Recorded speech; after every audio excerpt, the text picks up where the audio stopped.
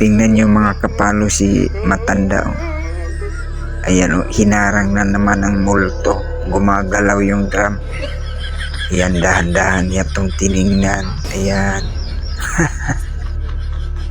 Tingnan nyo mga kapalo, tinatakot yung matanda. May dala pa namang panglaban sa mga multo. Aba, gumamit pa ng orasyon na. Aba.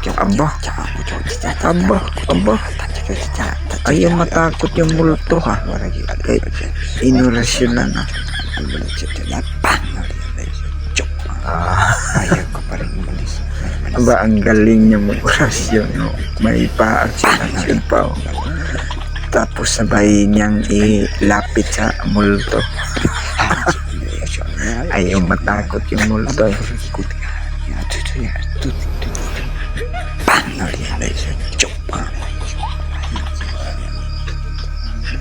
Ayaw ka pa rin umalis. May umalis ka dito. Kasi lalam. Kiro yan.